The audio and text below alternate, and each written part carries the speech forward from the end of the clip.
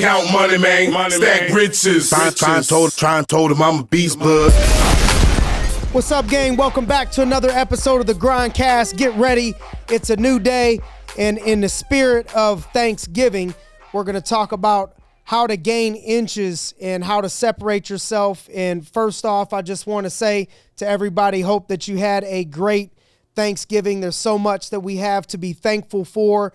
You know, a lot of times, you know, when I talk to high performers and I ask them how something went or how something's going, you know, typically it's, man, I didn't do as good as I wanted to do, or man, I know I got a lot better. And so, you know, I know if you're listening to this, you're probably a high performer and you're probably having times, you know, where you're thinking you could be doing better. And in the spirit of that, just remind yourself to be grateful, remind yourself to be thankful. We have so much to be thankful for. We're in my opinion, the greatest country in the world. And we have an opportunity in one generation to change people's lives. You know, how often do you see somebody come into this world and, you know, they come from modest means or they come from a poverty situation in America, and just that one person, that one life, one generation, all of a sudden they change everything for everybody around them. Not a lot of countries are like that. A lot of countries, it would take 4 or 5 generations to accomplish something like that. There's not opportunity unlimited like there is here in America. We have so much. If you're listening to this, that means that you're alive and there's somebody praying right now just for an opportunity to have an extra month or an extra 6 months to live. And so we have so many things to be grateful for. Happy Thanksgiving. And I'm thankful for you taking some time out to spend some time with us in the GRINDcast studio. Speaking of which, spending time with us in the GRINDcast studio, we have a special guest watching, hanging out with us. We have Kylie from the Youngstown State University, Go Penguins, shadowing us today in the GRINDcast studio. So thanks for coming to visit us back there. Hello.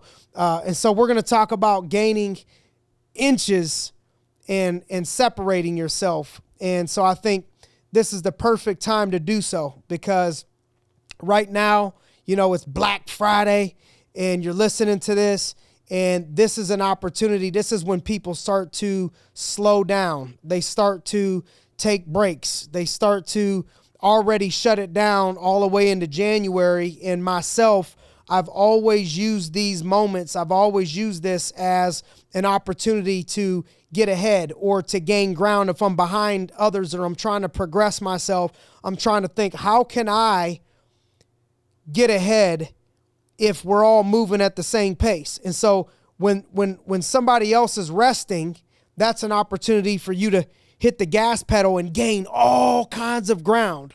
So imagine if somebody looks like they're miles ahead of you, but they stop. How long would it take for you to catch up if you're going 60 miles an hour? And so that's the way I've approached life.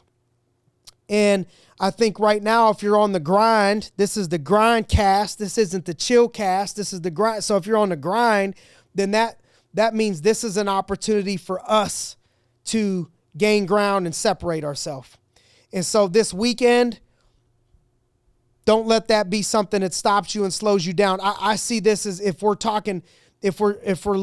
using an analogy of points, I would say this week, I would say the next 6 weeks, 4, 5, 6 weeks right now, between now and the end of the year, is worth like triple the points. You know, I think this week is almost like a month. You could gain ground a month by going hard this week. This is when people start to slow down. And so, you know, I think I'm looking at how can you gain ground.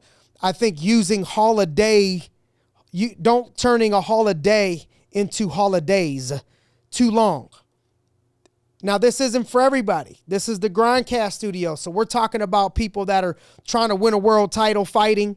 We're talking to people that are trying to get promoted and grow their business. We're talking to, you know, professional athletes. You know, we're out there talking to people that are on the climb, on the grind, you know, right now. And so if you're on that climb, between now and the end of the year is a huge opportunity for you.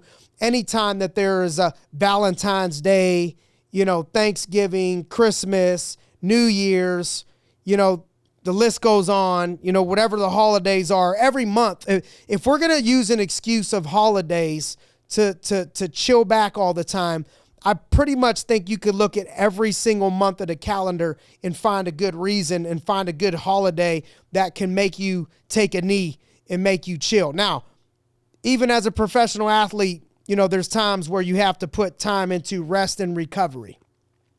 So you got to know yourself and you got to be real with yourself. Some of you that been, blowing by, all year, maybe you need a day or two for rest and recovery, but I don't think there's been a Thursday, Friday, Saturday, Sunday for me during the Thanksgiving process where I went all those days and wasn't doing something, working on myself or working on the business or progressing in some way, shape, or form during those days, whether it's building relationships with people, attracting talent, recruiting people, training people, developing myself, mindset, whatever it is. And I plan on doing that for my children to set the tone and have them watch. And so I think holiday moments throughout your year will be an opportunity for you to separate yourself.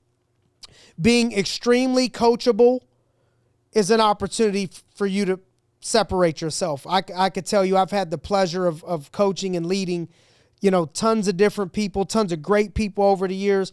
And I could tell you, extremely coachable people are very rare and very hard to find, which is crazy to me because the shortcut to me in business, was I found out all I had to do was find somebody that had the life that I wanted or had something that I wanted and just listen to 100% of what they told me to do. I look at coachability like making a recipe. And so during the holidays, if you're using grandma's recipe for something and she tells you to put full 4 tablespoons of sugar and you put 4 tablespoons of salt and you get everything else right, that recipe ain't going to taste the same. And if you put 4 gallons of hot sauce, in something and it's supposed to have 4 things of ketchup in it, it's not going to sound the right. It's not going to taste the right way. And so you have to make sure that when you have a mentor or you have somebody coaching you, that you are following 100% of whatever the play call is. So if the play call is, these 10 things, you can't do 9 things. And I think when you separate yourself with coachability is when there's something on those 10 things that you don't want to do. I like to do these 8 things. I'm down with that. But these 2 things I don't really want to do. That's where you separate yourself in being extremely coachable. And then the next way you separate yourself in the same scenario is being grateful. Gratitude. Attitude of gratitude. What are you grateful for? I think a lot of times people are moving so fast. There's a lot of good people out there, but I think even good people miss the spirit of showing and thinking about what they're grateful for, who they're grateful for, and showing and going out of their way to show how grateful that they are for people and telling people how grateful that they are and showing gratitude, showing appreciation. A lot of time people that are progressive, they're worried about what they don't got. They're trying to get an edge on what else they can get, what else they can gain, and they're not looking back at all the things that they've been blessed with. And so I think that's a way that you can gain ground. That's a way that you could separate yourself. I think being on time is a way. These are basic things that you'll be surprised at how many people don't do these things. Being on time, you have a meeting at 8 o'clock, 9 o'clock, whatever the time is, always being that person that if it's a main event, something very special going on, a meeting going on, whatever, I think being on time, you'll separate yourself. I think working weekends, you can gain ground and separate yourself. 40% of your week are weekends. That means 40% of the year is weekends. And that means if you don't work weekends and somebody else does, they can gain 40% ground. But here's the thing. There's something called compounding interest. And so, for example, if you earn interest on your money at 10% a year, 7 years from today, that money will double. And so if you earn 40% on your money, it's going to take less than 2 years for you to double. And so that means if I'm working 40% more than somebody, I'm cutting the time that it's going to take me to get to where I need to go in half and more than half. Let me explain to you. This is when you see people out there and you're like, how is this person in their second year doing better than somebody that has been in that industry for 12 years? Or how is somebody that's here in their 3 years and they're doing better than somebody that's been here for, 10 years, 15 years? How is that possible? I'm going to use money to explain. So if I'm earning, and I'm going to just use a simple number, and I'll say 35%. So if I'm earning 35 or 36%, if I'm earning 36% on my money every 2 years, that's going to double. So if I got $10,000, 2 years later, it's going to be $20,000. 2 years after that, it's going to be $40,000.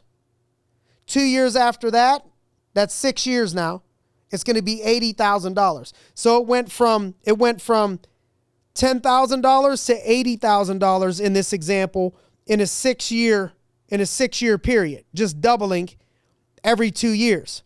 So essentially, if I put in that much time, and that's 80, we're calling it $80,000, 80 points, 80 whatever it is that you want to call it. At the end of 6 years, I got 80 of something. Now, if somebody's working and they're not putting in that 40%, they're not compounding that interest at an extra 40%, they're not going to be able to keep up with that rate of return. And so if you show somebody I got 10,000 and I went forward a few steps and I went backwards a few steps, that 10,000 may turn into 11,000. And the next year it may turn into 12,000, and next year it may turn into 13,000. Even if they're making forward progress, at the end of an 8-year period, they may have double and the other person has 8x, 8 times what they started with. And so somebody that's here 2 years now is passing up people that have been here for 8 years just because of compounding interest on your time. It's just compounds. The success continues to compound. And so if you're not working and somebody else is getting an edge on you 40% of the time, they're almost getting ahead at that rate, it's going to be explosive gains that you're going to watch happen. And so I would tell people to use those weekends. And then what happens is also time is like investing. So when you invest, how do I retire? Well, you set aside enough money to cover yourself, and then there comes a day at 50 years old, 60 years old, 70 years old, whenever the time comes, and now you have enough resources set aside that all you got to do is chill out, and you have the money coming in, and you don't have to work anymore. The same thing happens with your time. For every weekend that you give up, you get that back tenfold. And so when you watch people that are living a certain life, you're like, man, I wish I had that woman's life. I wish I had that man's life. They're 45 years old or 35 years old or 50 years old. They're already retired. They're traveling the world. They got weekends off. They don't barely work at all. I had a friend of mine told me he goes to the golf course, and it's crazy. He's getting off the golf course at like noon, and he sees the same group of guys out there. They look like they're only mid-50s, but they're pretty much chill and done. And 4 or 5 days a week, they all meet there and have lunch, have a couple drinks after golfing every day. They're like semi-retired. Well, I would probably be willing to bet if we rewind the tape on those 50-year-old people, 55-year-old people, which is considered young for retirement age, that are living that type of life. You go back somewhere in the beginning phases, they invested like money. You invest money a lot up front, and then it multiplies down the road. It turns into more. What happens is they invested some weekends. They invested some time that other people didn't want to work. And now you're watching them reap the benefits and reap the rewards of that stuff. People that don't set aside money, they come up 50 years old, 60 years old. They can't retire because they haven't been setting anything aside. They've been spending it all. And so that's the best that I could do right now off the cuff of explaining to you how to handle the weekends and how to get an edge and why to get an edge and how that all plays out.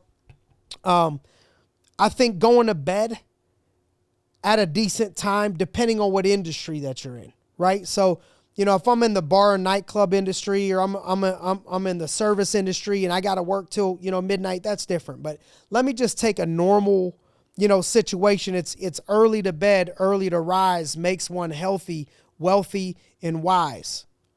Early to bed, early to rise. And so I think it keeps you disciplined.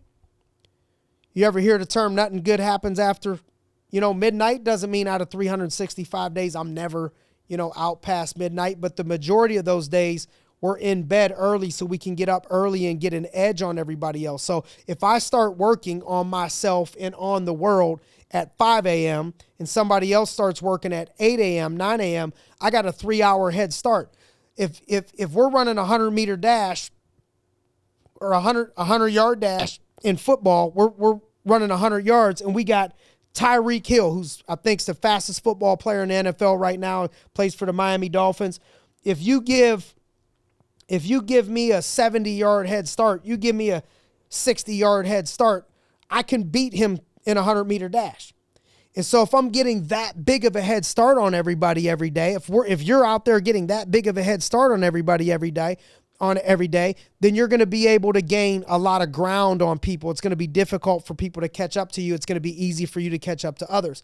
I think sobriety, again, not to be hypocritical, common practice to see me at dinner with a glass of wine, or, New Year's, have a couple drinks, something like that. But I think if you're always, drinking in the middle of the week and, going out, Friday, 7, 8, 9 o'clock, and you're out till 1, 2, 3 o'clock in the morning or midnight, you're up all night and you're doing things you shouldn't be doing, the next day you're not going to be able to get an edge on anybody else.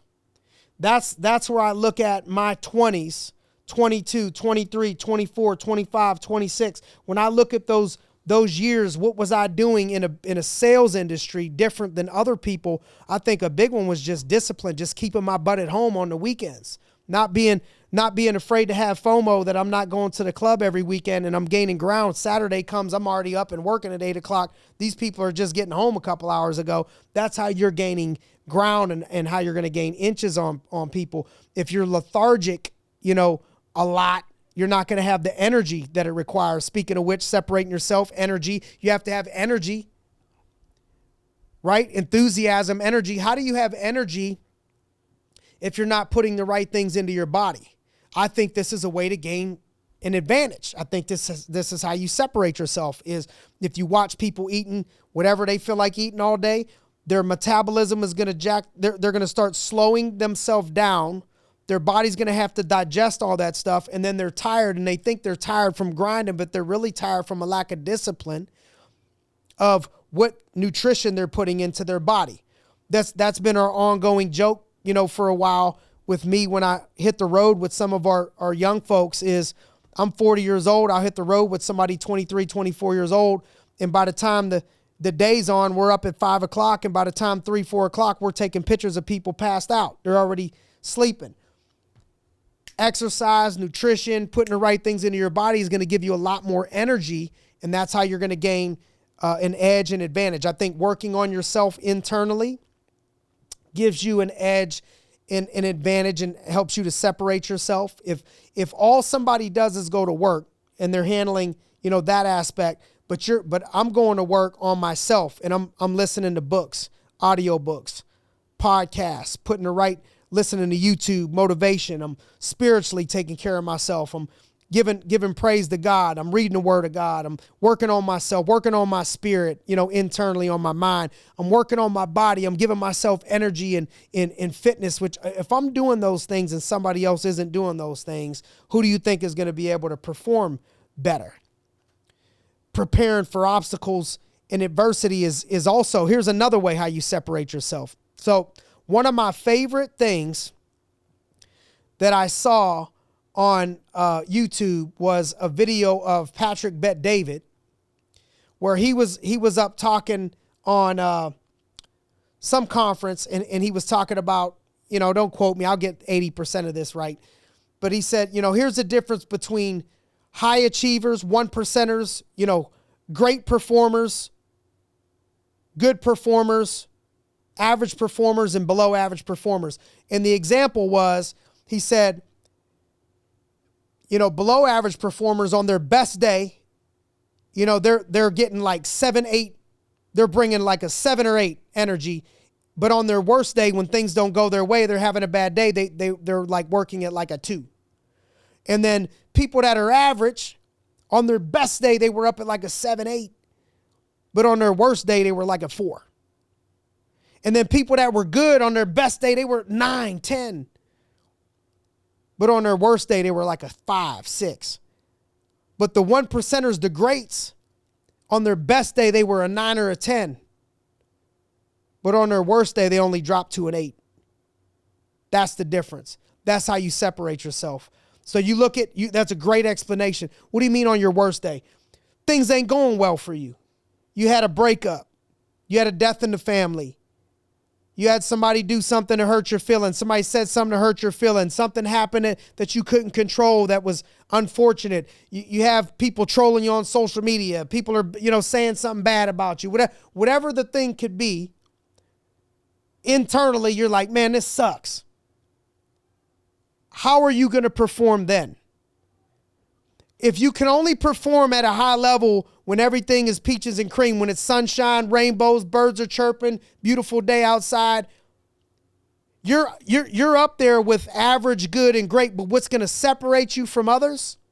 How do you respond in times of adversity? How do you respond in times of illness, death, sickness, people doing something wrong, something happened, there's a catastrophe, whatever? What most people do is they drop their level of performance and work ethic when things around them aren't perfect. So if you don't do that, drastically going to be able to separate yourself. Another way that you could separate yourself is focus. I watch people say, oh man, I'm working, X amount of hours a week. But if you really look at the focused hours, like if you want to separate yourself, it's not even necessarily about how many hours all the time. It's about what are you doing with those hours. So if I'm in a place for 8 hours, am I talking? Am I running around BSing? Am I doing things I shouldn't be doing? Or do I have a schedule? Do I have things that I want to execute? And I'm doing those things. I'm nonstop, not doing anything else, but doing those things. Staying focused. Like the majority of the time while I'm at the office working, people can testify to this, and I'm not saying I'm perfect. There's things I got to improve on, but these are ways that I've gotten an edge. Is I don't like leave for lunch for an hour and a half in the middle of the day. I'm like heating up a meal, 10 minutes later, I'm back on it. Like this is not a hour and a half routine, 1 hour routine for lunch. Like all I got to do is get the nutrients into my body so I can function and keep it moving. So imagine how many lunch breaks we're gaining edge on people.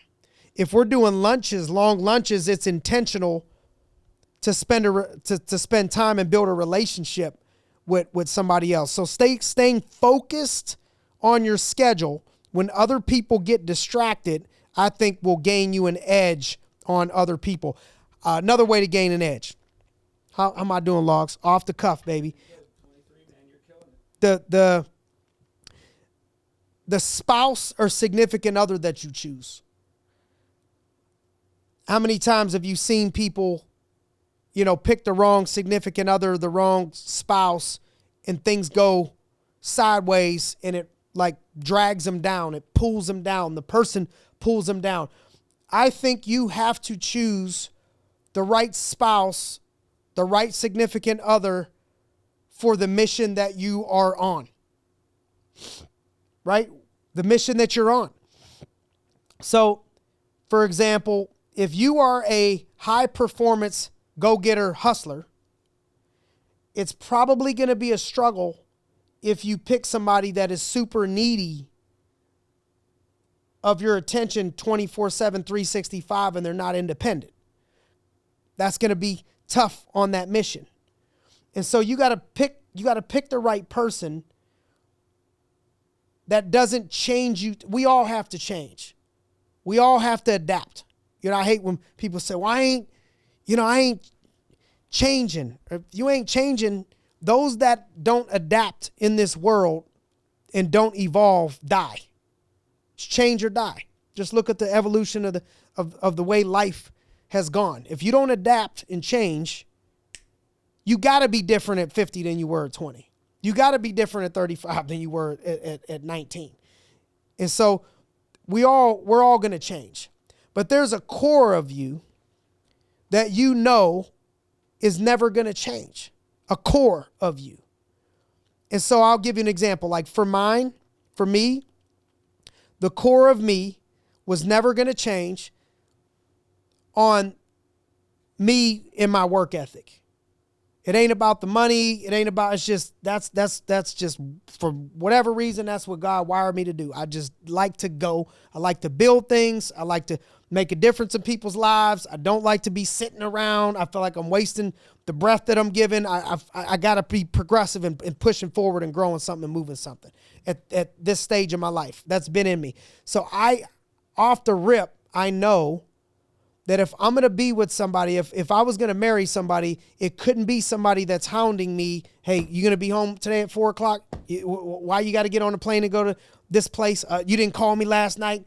Whatever. Like, I knew for me personally, and the same flip, believe me, I know I'm not God's gift to the world. There's people out there that could never deal with me. They look at me and say, thank the Lord. You ain't my husband. You ain't my man. Like, I get it. I get it. But you got to know for you, yourself, what significant other or spouse fits the core of you on your journey. Because I watch people get dragged down by picking the wrong person that doesn't complement the vision that they have, in their life. And I think what helps that is that both parties should keep it real and set the standard from the beginning.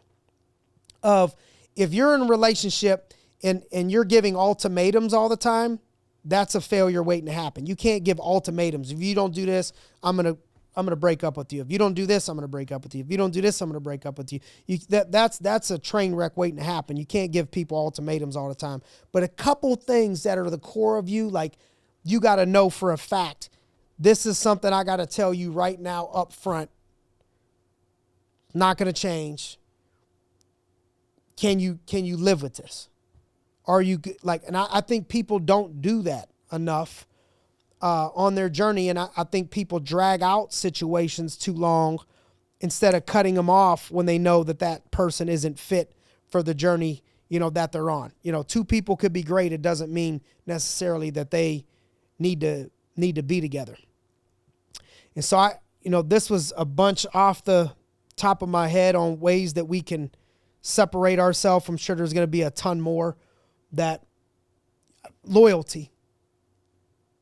Separate. I think people ain't loyal enough. I don't think a lot of people, loyalty, I got t-shirts that say loyalty is rare. And so you could separate yourself by being loyal. What is loyalty? Loyalty is tested when we disagree. And loyalty is tested under unfortunate circumstances when the chips are down. I'm a Browns fan. I got friends that are Steelers players, former players, great people. My wife is a Steelers fan. The business has been built in Pittsburgh. I love the people in Pittsburgh. I got respect for the organization. I understand that if I died today, probably none of the Browns players would come to my funeral. I don't take it too far. My month isn't ruined, if the Browns lose. But if I'm rooting for a squad, I'm from Ohio. That's where I was born. I was raised a Browns fan. I'm a Browns fan, so I'm loyal. That's an example. Like, the chips are usually always down. For the Browns, we usually never win. We'll get you right up to that point just to pique your interest and keep you coming back a little bit, and then we lose. Except for this past week. Shout out to the Brownies. But loyalty, I think, will separate you. True loyalty, sticking with things. The person that sticks around for the long haul when they could have not stuck around for the long haul. Greatness ends up coming to those people if you're working in the right organization, if you're working with the right people. I think loyalty. Last thing, we'll shut it down. But the last thing I think is just, we went over this, but I think for me personally, I can't speak on everybody's behalf. I'm not Mr. Know-It-All. I could just give you my own personal testimony, and I could tell you that I think for whatever levels of success that I've had in business and in my life, I could tell you that I don't think it would have happened if I didn't have a relationship with God. And so I think you separate yourself by having a relationship with God. And I think when you go through adversity and you go through life, it's different. It's not like a weak crutch, like a person, you're weak, you need a crutch. I think you'll feel it if you go all in and build a relationship with the Lord. I think that is a major separator also on how to gain inches and separate yourself from people. If I'm playing with my mind and my body versus somebody that's playing with their mind, their body, and their whole soul, their whole spirit, I believe there's an edge, and I felt that edge in my life personally. So, as always, thanks for joining us in the GRINDcast studio today.